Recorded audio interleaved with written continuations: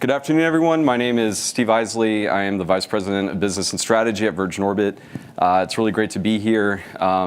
This is like my 7th or 8th NewSpace conference, and I think the first time I ever came was around 2007, 2008, and I was with a space tourism startup called Excalibur Almaz. And I remember running into a bunch of the deep space mining folks who were just starting out. I remember thinking, man, we're going to way outlive these guys. And of course, my company doesn't exist anymore. The deep space miners are, finding funding and having great success. So I see some of you guys back there. So it's always great to be back at NewSpace and see kind of like what kind of the new trends are happening in the industry and kind of what that really means for us as a community. So what I'd like to do today is talk a little bit, not just give the Virgin Orbit pitch. I'll give you a little bit of updates on where we are in terms of our launch and our testing. But I'd also like to talk a little bit at looking at launch differentiation in the market. So specifically as a small launcher, we're really focused on the small satellite community. And I want to kind of portray a little bit our vision of where we see that going, kind of where the launchers play in that, because there are different kinds of launchers, different kinds of service models, and kind of touch on that topic a little bit because I think it has an impact on everybody in the room. And then, of course, I'll give you the Virgin Orbit infomercial pitch. So, I need a clicker, sorry. There we go. All right, so just a really brief background before I get into the market. So our fearless leader, Sir Richard Branson, he has this vision to transform transportation really across the board, whether it's trains or planes or space assets. How many here have heard of Virgin Orbit actually versus our sister company, Virgin Galactic? Okay, most of you. About a year ago, not everyone had heard about us, so we were stood up a little over a year ago as a separate entity, Virgin Orbit. We started under the Virgin Galactic rubric, and we were stood up separately to focus exclusively on the small satellite market and providing dedicated launch of small sats. And our sister company, Virgin Galactic, is actively engaged on the space tourism side and doing a bang-up job getting to their high-power tests and everything else. So I just want to make that one distinction before I continue. And then to keep in the back of your mind, and I'll get back to this, so the Virgin Orbit system, this is our LauncherOne system. We are an air-based launch platform. It consists of the Cosmic Girl, which is a Boeing 747-400, came out of the Virgin Atlantic fleet, and then a pylon, which is a mechanical structure that attaches to the rocket, which is the LauncherOne rocket. I'll go into a little bit more details there. But the LauncherOne rocket's mission is to help revolutionize the small sat market to provide dedicated, agile, flexible, on-time, on schedule opportunities for the small sat market. And so why are we here today? Because it really all comes down to seeing this burgeoning opportunity with small sats, with the need to go to orbit, and possibly beyond. And it really comes down to this. The space industry has gotten incredibly needy. My prior life, I worked at Surrey Satellite. And as satellite manufacturers, anytime somebody came up to us and said, do you need to go to space and what orbit? And our response would typically be, yes, please. Because we didn't care, because we just wanted to get to space, get us there, make it happen. These days, space is needy. The satellite folks and the commercial companies, they want to go to specific orbit at a specific time. At their LTAN, they want to, fly. They want to watch it with a margarita in their hand. They want to have everything very, very specific and very, very focused. And the point of all that, of course, is because it's about closing that business case to space. And so I'll be talking a little bit about these themes here today. I'll be mentioning some of my observations, and then I look forward to hearing kind of your feedback as well and fielding any questions with that. So space is needy, we know this. But what's made it needy? I mean, it's really this uptick, this growth bomb that we're kind of projecting more or less. And so this fun chart actually is borrowed from Euroconsult, one of the many kind of publications that deal with where the market is going. And the bottom line is in the last 10 years to basically 2017, and then compared to the next 10 years, I mean, they're projecting upwards of a 15x growth in satellite mass. So that's actually the physical kilograms to orbit. We're seeing, we're going from less than 1,000 satellites launched to over 6,000. Granted, a lot of that is the SpaceX market as well, about half of that. And we're also seeing, of course, a lot more interesting requirements for orbit, inclination, and servicing different markets. one thing that we're starting to see in the satellite industry in itself is just, what's changed and what's motivating them and what's driving all these new launch companies to come to be. And the answer to that is ultimately it's how they can close their business case. And so that doesn't just require getting a ride to Sunsync, which is what most kind of Pathfinder missions require, but also paving the way for a Sunsync business case or others that come down the line, but also then having that reliability there, knowing that I can get all my satellites on orbit in a certain time because they could drift apart. Knowing that, in 3 years' time, I'm going to have to reconstitute my constellation, so I need to know that launch is going to be available. Knowing that I, may want to launch something in multiple planes, including, high to medium to low inclinations to cover different areas of the world. And so how, if you look at where we are today, can we kind of reconcile these opportunities? How can the investors look at this and say, this is the right time? How does the technology come into play and say, this is the right time? How does launch come into play and say, now is the time? And so I think all these factors, you're seeing all these confluence of factors hitting a real opportunity point. And I kind of see this as phases. I mean, 10 years ago, we thought we were kind of there, but maybe the launch wasn't there. 10 years before that, in the 90s, you had a lot of funding and opportunity only to see some of those big constellations burn. What's changed today, I think, is really just a factor reduction in costs. And so you're seeing an exponential growth in business plans, marketing opportunities, and of course, for the first time, you're seeing a lot of launch availability, or at least coming to the market. How many people here know how many launch vehicles are officially, how many launch vehicle companies are officially public as launch vehicle, small dedicated launch vehicle companies? I'll ask you 3 questions. If you think it's less than 10, raise your hand. If you think it's less than 50, raise your hand. If you think it's over 95, raise your hand. So who thinks it's less than 10? Who thinks it's less than 50? Who thinks it's over 95? Yeah, it's over 95. So there are over 95 companies that have stated that they will provide dedicated small satellite launches. That's an incredible flush of potential opportunity. But of course, it speaks to the opportunity in the market itself, that there's a lot of promise with small sats.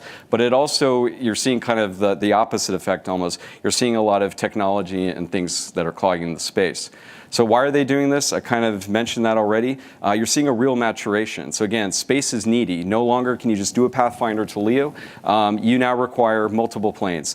We're looking at providing constellations that provide broadband access, Earth observation, Internet of Things. There's a whole slew of applications that are coming to the fore that require different kind of launch services and opportunities.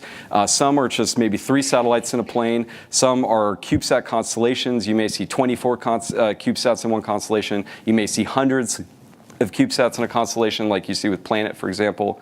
Some are going to be small sats. Others are looking at actually doing small satellites to the moon and potentially in flyby missions to Mars. So we now have a very diverse space economy with a lot of business plans, with a lot of R&D money, with a lot of projections out there that is really driving these numbers here. So we're a little bit in that chicken and the egg moment where launch is still the bottleneck, but 95 companies are vying to be that provider, and the satellite industry is saying this is everywhere we want to go. But again, to close that business case, they need to know that launch is there for them. So we're in a little bit of a precarious yet incredibly opportune time to where this can all shift and tilt in favor of making this happen, but at the same time, launch has to be available, and that's I think where Virgin Orbit will take its stake. So as a company, I think about, okay, how do we address all those different markets? And this is now taking the vantage point of a small launcher specifically. And what we have to look at is, again, space is needy. So you want to go on time, you want to go to certain LTAN, you want to go to a certain orbit, a certain inclination, and it needs to happen next month, or it needs to happen in 6 months, or it needs to happen in 12 months, or you need us to be there in 24 months and 36 months. So you need a dedicated launch solution. If you're small sat, the large vehicles simply don't provide that kind of schedule readiness and flexibility to get you on orbit. The other thing we think about is that constellation, what I call O&M, constellation O&M. So what is closing the business case of space? It is mostly constellations. If we go back to this slide here, Euroconsult and others predict 70% of all the satellites put on into low Earth orbit specifically will be in a constellation. Why a constellation? Because you get the revisit, you get the data play, and of course you get the broader coverage. So as we look forward and think about how you maintain those constellations, of course you have to have launch there. You have to have launch to reconstitute them. Most satellites are designed for 3 to 5 mission lives. Some of the ones that go beyond LEO, of course, longer. But focusing on LEO, 3 to 5 years is pretty standard. What else do you have to do? If they're on-orbit anomalies, so you could there could be a solar flare, or you could have infant mortality of the satellites going out. What is your backup option basically to replace any of the anomalies on orbit? You can have ground spares, so you'll need something launched to replace those. You can keep on-orbit spares, for example. Again, you have to make those trades. But in order to ensure the livelihood of your constellation and of the business plan closing, you need to know that I have a fail-safe. You need to know that if I predict 10% infant mortality of my satellites, I have on-orbit spares or ground spares ready to go. You need to understand that in order for my investors to come and invest in me, I have a plan that looks beyond the next 3 to 5 years, because most of these constellations want to provide services in perpetuity as part of the business plan. So these are all considerations that we as the dedicated launch companies are also thinking about.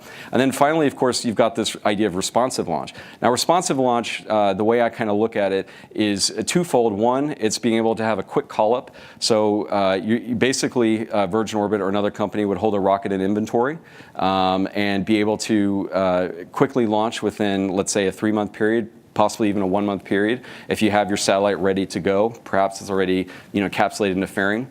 The other part of responsiveness is really flexibility. I need to go earlier. I had these on-orbit anomalies. I want to fly sooner. I want to line jump. I need to expand my constellation. The coverage isn't good enough. There's too many gaps. I don't know if people are ready for when I'm providing data, to the market. You're going to have a lot of angry consumers. I mean, think about when your cable goes out or your internet goes out. I mean, you can have a lot of angry consumers that you've now built in who rely on your data that are suddenly feeling the gaps. So thinking about kind of through how you have to maintain, pursue, and kind of fulfill the business case really comes into a hand-in-hand situation with the launch. So as you go out there and seek out launch opportunities and talk to, and want to fly your own satellites, it's always a good idea to think of this as an ecosystem, to come to the launchers early. Ask them, what are your capabilities? How can we, do a quicker response if needed? What measures can we take to,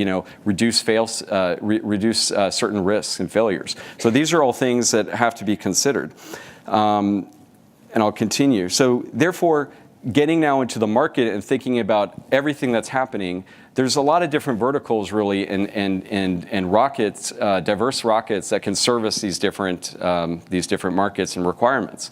What this basically just portrays is that you're really seeing out of the 95 rocket companies that are published and stating that they are going to provide dedicated support, they pretty much span the gamut of different classes of satellites. On one hand, you may have a dedicated launcher that can just launch a few CubeSats. That could be a good thing for, again, constellation replacement if there's an anomaly on orbit. In the middle class, where Virgin Orbit stands, which is in that 300 to 500 kilogram class, you have a nice diversity of opportunity where you can launch numerous smaller CubeSats, for example, into a large constellation, or you can do a small constellation of microsatellites, so like, say, 650 kilogram satellites, or you could, launch kind of the onesie twosies of a 300 kilogram satellite, or even a little larger, in order to support some of the bigger constellations. So what this really tells us is that we live in a much broader ecosystem. It's kind of like the infrastructure support that you have here on Earth, where you've got the taxi drivers, you got the big buses, you got the taxi drivers, and then you have maybe the rickshaw drivers. But everyone plays a role based on who they're trying to support and where they're trying to go. And that diversity of launch is really what is going to anchor, in the end of the day, this market that we talk about of 6,000 satellites and a $30 billion industry, et cetera, et cetera. It's not one size fits all. It has to be a diverse subsection, because that provides flexibility in cost, and it also provides flexibility in schedule. And then, of course, it provides flexibility in terms of the responsive side. So these are all considerations that one must take into consideration when building a business plan for populating constellations, especially, and needing this launch. And that's what really the bottleneck is all about. So how is Virgin Orbit playing its role in closing the business case for space? As you saw earlier, so we provide a very unique solution. We have an air-based launch platform. It is a Boeing 747-400. There's quite many of the fleet, so it's a workhorse of the Boeing planes. It's well-proven technology. And we basically, the ConOps is the plane can take off from virtually any runway, so just long enough to handle a Boeing 747, and with the appropriate spaceport licenses, we take off to about 35,000 feet. Typically, we'll fly over the ocean, so we are looking at having a launch point near an ocean. The plane will incline at about 20 degrees, and then the rocket drops for about 4.8 seconds before firing off the first stage, going to space, and then the second stage fires. So it's a two-stage launch vehicle. It's pretty simple in its design. It's all composite structure, linerless tanks. The two stages, the first stage provides about 73,000 pounds of thrust. The second stage is a little bit over 5,000 pounds of thrust. And what we're hoping to do by this is really thinking again about that business case for space for the LEO constellations and the small sat community, which is being able to build and design a rocket that is cheap, that we can turn around in a really quick and short order, and then that can also launch significant payload to orbit. And in our case, we're looking at 300 kilograms to sun synchronous, and about 500 kilograms if you go to a lower inclination. The other advantage I'd like to point out of our rocket is the fairing, and so you have an image of the fairing in the corner. It's an oblong length, actually. It's long. The volume is quite large for the class of rocket. And again, the reason of that is the business case. There's a lot of satellites. If you just containerize, put CubeSats in a box, you actually constrain a lot of satellite design. You can't put that many telescopes. They can't have that many appendages hanging out, things like that. So we purposely designed the volume a little bit larger in order to accommodate for larger Earth observation satellites, or satellites that have appendages. We saw a gentleman showing off some of the booms structures and things like that. So that accommodation, again, is how we're trying to think about the broader market and how Virgin can support that market. Now, one of the big assets in terms of our ConOps, since we are an air-flown vehicle, that means that we can basically launch from anywhere. Like I mentioned before, long enough runway, spaceport license. We really don't have any range requirements. We receive an FAA license, and the abort is actually autonomously done. If there is an abort while it's attached to the plane and the pilot feels uncomfortable or something unsafe happens, she has the call to drop the rocket, in this case over the ocean. However, we do have a sequence where we can fly back with the rocket attached. Let's say there's a weather anomaly or something that they're uncomfortable with, and then re-land. So that's all calculated into the factor. We don't just dump your satellite off in the ocean. We actually bring it back if we can. Now, launch from anywhere is transformative potentially for the industry. Why? Because it allows, number one, we can come to your backyard, and I won't name names, but we've had some countries that have asked us about launching from different spots. So being able to have diverse launch points is good. The second thing it benefits, of course, is we can easily access different orbits and inclinations. We're now opening up the market for equatorial launches, so going 0 to 20 degrees, for example. There's a lot of interesting applications there for equatorial-based countries, for maritime aerial tracking, things like that. It's a very underserved market, and so there's opportunity there. For mid-inclination, so anywhere between, say, 20 and 55 degrees, something like that. We have a launch site out of Florida, out of the old shuttle landing facility, where we can conduct those kinds of missions. And then, of course, we can do some of the more traditional missions, which are the sun-synchronous, high-inclination missions, polar missions, et cetera. And those we will fly out of our spaceport in Mojave. and I'll talk a little bit about our location and everything we're doing in a minute. But the point is that with portability, with this type of diverse access to different orbits, we're helping open up the market again to the small satellite community. Sun-synchronous tends to be one of the more popular orbits for a lot of good reasons, but it's also becoming more crowded and could present some competitive challenges. So we've already seen some customers, for example, that have asked for different inclinations in different orbits just so they can compete and they can differentiate themselves from their own competitors. The other thing I'd like to mention, this launch from anywhere concept, everything we do is on mobile trailers. So we have a LOX trailer, an RP trailer, we've got a mission ops trailer, we got a trailer for the umbilical cords. Everything can be put on wheels, including the rocket and the fairing itself, which I'll get to in a minute, and shipped out. So it's a very mobile, it's low footprint, which enables, again, flexibility and operational responsiveness when needed. So here's just a quick show me the hardware pic. What I'd like to point out is that currently in our program, we've actually gone through, so for those who don't know, I mean, we've done quite an extensive amount of tests, and I mean, design testing is complete, and we're in the final phases of qual right now. You see a lot of these pictures here actually from qual. They're from our factory floor in Long Beach, California. The next major test and milestone, you can see actually one that we just completed in the bottom corner on your right. That's an integrated upper stage test.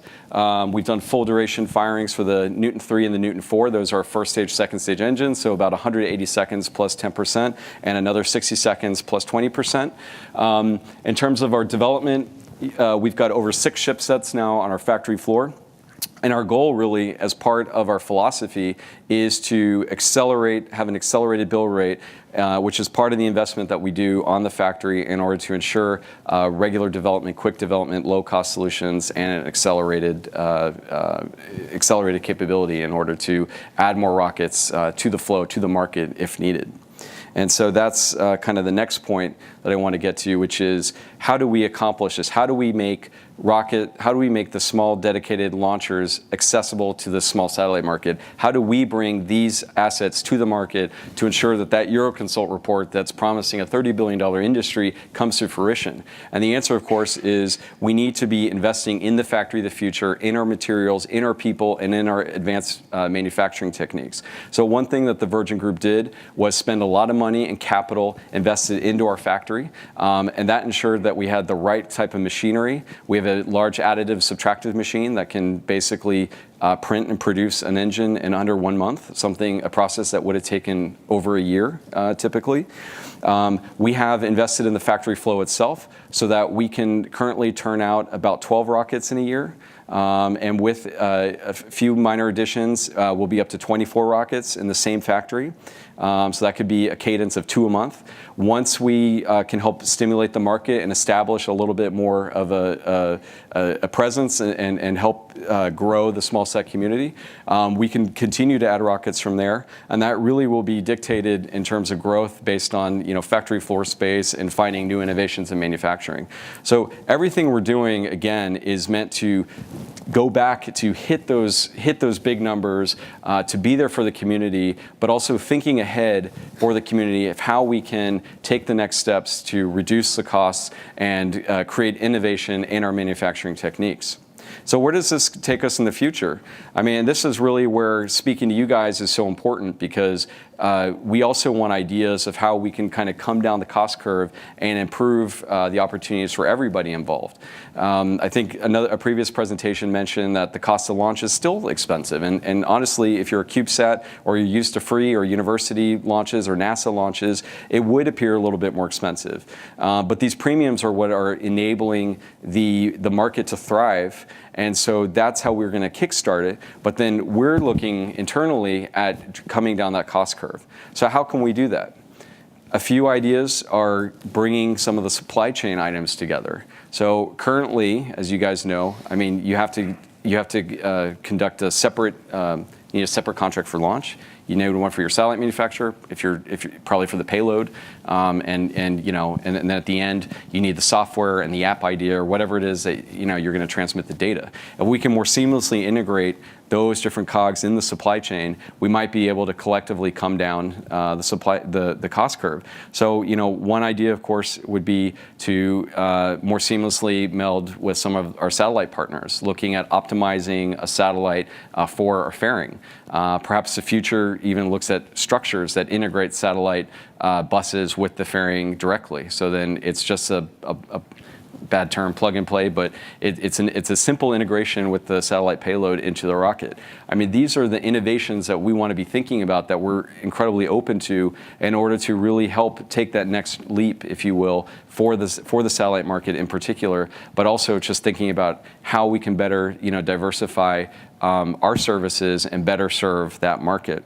So that supply chain optimization, we're not there yet, but it certainly is the future. And I could see a time where we're your one-stop shop. You have an app, you have a great idea, you come to the launch provider, or maybe you come to the satellite provider and they negotiate the deal, but everything is integrated that will help speed up the end service. So these are all ideas that are percolating, and this is why I enjoy coming to NewSpace and talking to folks, because as a Virgin Group, I think we're uniquely positioned to take on some of these innovations and some of these ideas, because our main goal is, of course, disruption and really transforming the space landscape.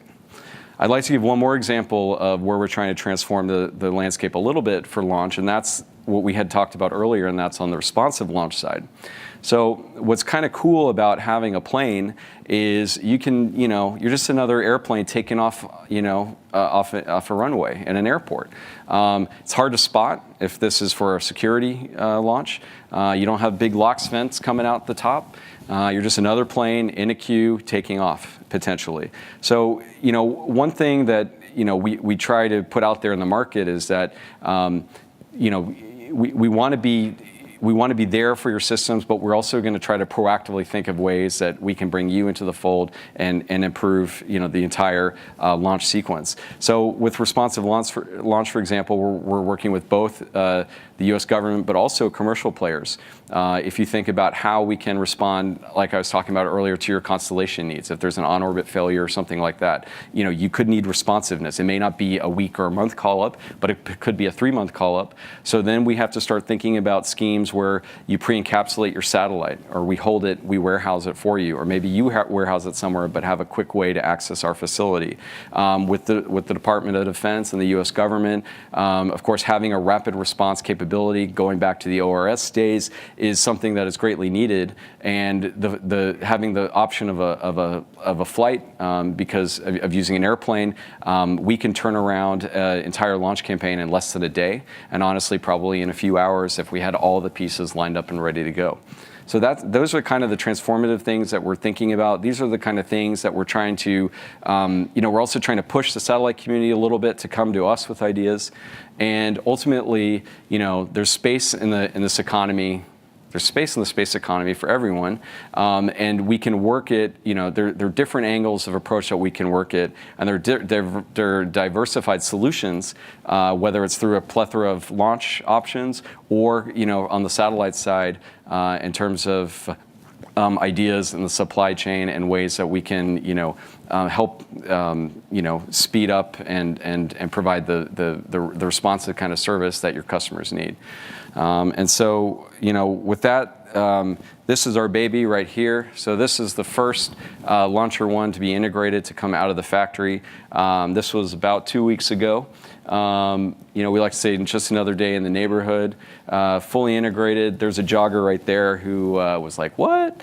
And then she was walking by and had to stop and look at it.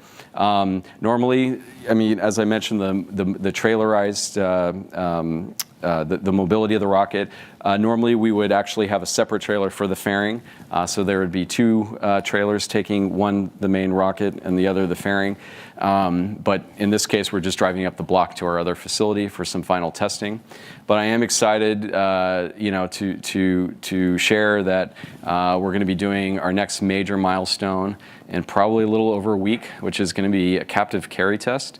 That's where the rocket is actually attached to the plane, and then is flown around to get a little bit of flutter and aerodynamics testing. And then the next test after that is going to be first orbital flight. And that will be as soon after our captive carry, after that data is looked at and assessed. So we're really proud of the advancements we've made. The rocket is ready to go, and we look forward to servicing the small sat community. But more importantly, we look forward to being part of your ecosystem and better understanding how we can accelerate opportunities in space, how we can come down the cost curve by working collectively, and how we can also share ideas that really make space available and open for everyone. So thank you very much, and I'm looking forward to taking your questions.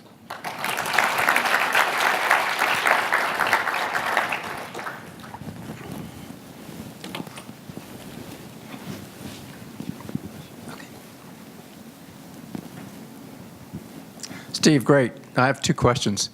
Can you carry your GSE on the 747 when you go to a new launch site? Good question. So currently we cannot. The 747 that we have was a passenger 747. It was not a cargo configuration. We will have more than one plane. That much I can tell you. So we certainly are looking at different options of how to transport the GSE. Okay. And second question, how do you plan to service the beyond LEO market? Sure. So in that slide I showed where everything went kind of LEO and beyond, we certainly are with small satellites wanting to go to GEO and even beyond. We're open to ideas and potential solutions that we could use Launcher 1 for. So that would most likely require an upper stage. Nothing that we currently offer today, but it is something that we'd be open to collaborating with the community on. Steve, that was really cool. One question, what have you learned from Pegasus, and how do you avoid going down the same path? Sure. Anyone from Pegasus here? No, but I lost the satellite on one. All right, there you go. We'll try not to do that. It's a good question, and of course we look at Pegasus as a precursor to what we're doing to some degree. One, we are different. We're a little bit of different rockets, so we're a liquid RP. We're a LOX RP rocket. They use solids. Two, I think I'll just say this. One big difference is we look carefully at their costs, and we were kind of dissecting a little bit who they were using, their suppliers, the supply chain, because it's not a secret, but the Pegasus is a relatively expensive launch vehicle, and I think it's part of why it only accounts for so few launches a year. We're significantly cheaper, a factor of they're probably 3, maybe more times more expensive than our launchers. So cost was a big driver for us in that differentiation. However, they've had a successful run as well. And I know we've had some, we have some former Pegasus folks working with us. So there are definitely good aspects of what they did, and then there's some where we were able to learn. I'm Alan Boyle with GeekWire. Hey, Alan. Yeah. And I was hoping for a few more details on the coming attractions, Sure. like the captive carry flight. I assume that's going to go out from Mojave and come back. And the first orbital flight, can you talk a little bit about the payload or the circumstances for that flight? Sure. So the captive carry test, right now, if anyone has visited our factory, you would have seen our pylon. So that's the mechanical structure that hangs below the left wing of the plane and attaches to the rocket with hydraulic hooks. So the rocket actually has 3 essentially holes for the hooks. So that's being attached in the next few days to the plane. And then based on if everything goes well there, we'll conduct our first captive carry test. So that, that will be out of Mojave.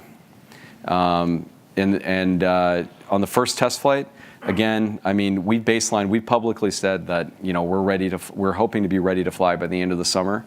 But the precursors there are, making sure everything goes well with the captive carry test and, all the other test data that we have to derive from that. So we have our first orbital rocket, ready to go on the factory floor. So it really is pending just a few of these final qual qual tests that have to come through. And that orbital test flight will also be out of Mojave. And then on the first payload, it'll be 12,000 mini Tesla match cars. So we'll have...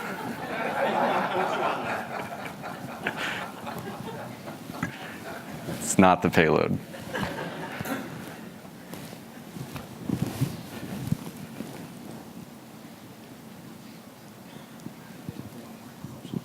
Just to follow up on that, will there be a series of captive carry test flights or a single flight, and will you actually test the deployment mechanism to actually drop the rocket, We will test article yes. at the end of the series? We will test the deployment mechanism. The rocket will not be ignited. Are there a series of tests? Right now we have one main test scheduled, but that doesn't preclude us from doing another if needed.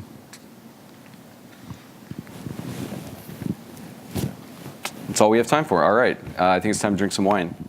Or almost, right? Okay. Thanks.